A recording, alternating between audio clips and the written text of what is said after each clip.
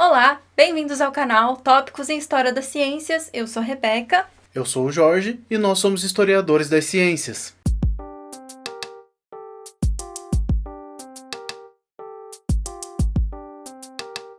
O vídeo de hoje é a continuação da nossa minissérie sobre Ludwig Fleck e Thomas Kuhn. Se você ainda não viu o vídeo anterior, clica no card aqui em cima.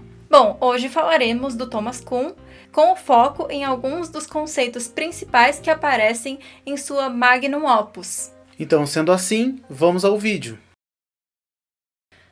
Quando o livro A Estrutura das Revoluções Científicas, de autoria de Thomas Kuhn, foi publicado pela primeira vez em 1962, ele foi considerado um best-seller pelo mundo acadêmico e pode ser considerado um até hoje. É através desse livro que o Kuhn busca defender como se dá o funcionamento da ciência, ou seja, como ela caminha e qual é a natureza do conhecimento científico. É ainda nesse livro que nós também podemos evidenciar uma articulação teórica na qual, assim como Fleck, a dimensão social desse conhecimento, mediante não só a construção de conceitos que instrumentalizam a análise desse objeto, mas sobretudo ao entender que a ciência se estrutura através de paradigmas científicos, que para além das regras de determinação epistemológica, também determinam as práticas de cientistas. Tanto é assim que, abre aspas, os cientistas não necessitam de um conjunto de regras, trabalham a partir de modelos adquiridos por meio da educação ou da literatura a que são expostos subsequentemente, muitas vezes sem conhecer ou precisar conhecer quais as características que proporcionaram o estatuto de paradigma comunitário a esses modelos. Embora Kuhn tenha brevemente mencionado em uma nota de rodapé do seu livro a possível relação dele com as ideias do Fleck, é muito nítida a relação entre as teorias dos dois, sobretudo se analisarmos a veia específica dos aspectos sociais da ciência.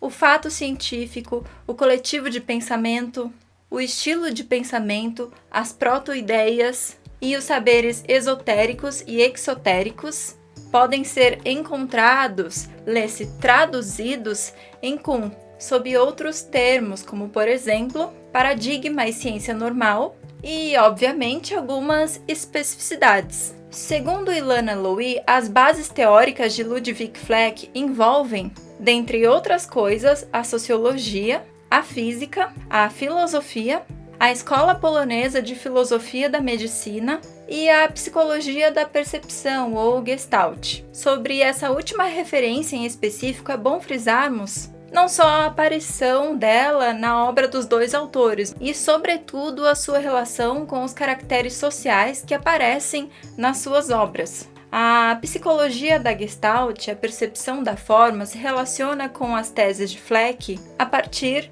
da sua ideia de estilo de pensamento, e para Kuhn o que é, ou melhor, como funcionam os paradigmas científicos na formação das dinâmicas da ciência. Segundo Barnes, para Kuhn, a formação dos cientistas se dá mediante sua socialização em grupo. Abre aspas.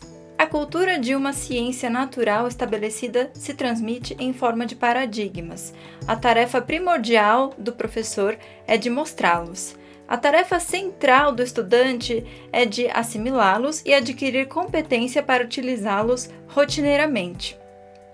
Dessa maneira, e não por meios puramente verbais, o estudante chega a entender cabalmente o que se sabe dentro de sua disciplina. Dessa forma, é possível a gente entender a ligação da obra de Kuhn com a Gestalt, mas também toda a influência que os aspectos sociais tiveram na sua obra, mas também com a influência do social na ciência. O material de uma disciplina é transmitido através de livros e textos e, sobretudo, através do treinamento e da repetição, pois se a formação é a transmissão dos conhecimentos existentes, o estudante só aprenderá a enxergar o que o cientista vê se tiver a sua visão treinada. Dessa forma, abre aspas, os exercícios do livro de textos científicos são como as práticas de digitação do pianista, preferíveis do ponto de vista pedagógico. Bom, para Thomas Kuhn,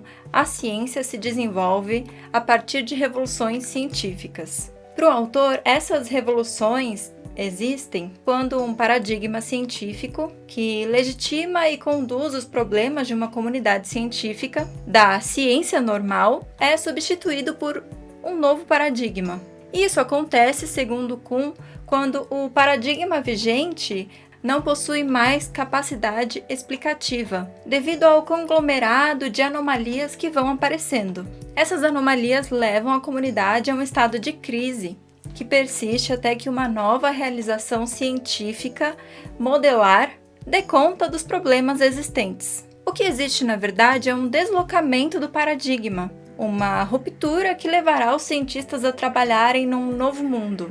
Esses paradigmas depois tornam-se incomensuráveis, como, por exemplo, a mecânica newtoniana e a relatividade einsteiniana, que não se equiparam e nem se excluem. Assim, para Kuhn, a ciência normal, no qual o objetivo da comunidade científica é solucionar quebra-cabeças, é cumulativa. Entretanto, num deslocamento de paradigma, numa ruptura revolucionária, não existe uma acumulação de saberes. A ciência normal é a, abre aspas, pesquisa mais especializada e esotérica permitida pela aceitação de um paradigma único por meio de um grupo, no caso um grupo de cientistas. Bom, diferentemente do que se poderia imaginar, abre aspas, a ciência normal não tem como objetivo trazer à tona novas espécies de fenômenos. Na verdade, aqueles que não se ajustam aos limites do paradigma frequentemente nem são vistos. Os cientistas também não estão constantemente procurando inventar novas teorias. Frequentemente mostram-se intolerantes com aquelas inventadas por outros. Em vez disso, a pesquisa científica normal está dirigida para a articulação daqueles fenômenos e teorias já fornecidos pelo paradigma. O paradigma científico trata-se de uma realização científica vigente, um problema-solução concreto, que, tendo concorrido com outros e vencido, orienta a prática de um grupo, sendo o ponto unificador de uma comunidade. É suficientemente sem precedentes, atraindo um grupo duradouro de partidários e possui questões em aberto com uma profusão de problemas para serem resolvidos pelo grupo redefinido de praticantes da ciência, o que caracteriza então a ciência normal. Dessa forma, abre aspas, tal é a estrutura das revoluções científicas, ciência normal com um paradigma e dedicação para solucionar quebra-cabeças, seguida de sérias anomalias que conduzem para uma crise e, finalmente, resolução da crise por meio de um novo paradigma. Bom, nessa breve citação constam todos os conceitos centrais da obra de Thomas Kuhn, bem como o cerne de sua teoria. A capacidade de síntese de uma teoria complexa da ciência, em poucas palavras, revela não só a tradição da física, da qual Thomas Kuhn faz parte, como também se assemelha a uma tentativa de construir uma fórmula que explique justamente a dinâmica da ciência. Embora estejamos falando de fórmulas, teorias complexas e conceitos, ao longo do livro de Kuhn, uma grande gama de exemplos históricos são encontrados, sendo estes mesmos fundamentais não só para a formulação dos seus conceitos e teorias, como também para sua inteligibilidade e legitimidade. Assim, para além de seus conceitos, onde podemos evidenciar o estatuto social da ciência, Kuhn trabalha em seu livro com a amostragem de problemas históricos determinados. Abre aspas. Durante todo o século XVIII, os cientistas que tentaram deduzir o movimento observado da Lua, partindo das leis do movimento de Newton, fracassaram sistematicamente. Em vista disso, alguns deles sugeriram a substituição da lei do quadrado das distâncias por uma lei que se afastasse dessa quando se tratasse de pequenas distâncias. Contudo, fazer isso seria modificar o paradigma, definir um novo quebra-cabeça e deixar sem solução o antigo. Nessa situação, os cientistas preferiram manter as regras até que em 1750, um deles descobriu como poderia utilizá-las com sucesso. Somente uma modificação nas regras poderia ter oferecido uma outra alternativa. Embora o autor formule uma teoria da ciência, o pensamento de Thomas Kuhn é preponderantemente concreto e empírico. Nesse sentido, se diferenciando não só dos demais teóricos da ciência e sociólogos do conhecimento, mas das próprias ideias de Ludwig Fleck, que por mais que utilizasse exemplos históricos e considerasse a história uma ferramenta fundamental, não era historiador.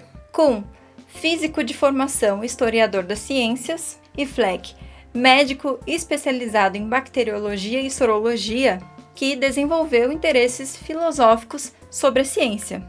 Ambos autores que discutiram sobre a ciência enquanto uma prática de dimensões sociocognitivas, estruturada e explicada dessa forma. Seus trabalhos influenciaram e deram caminho a uma nova história das ciências, estudos que historicizaram a ciência e negaram a existência de um método científico unívoco, enfatizando o caráter local e social da ciência.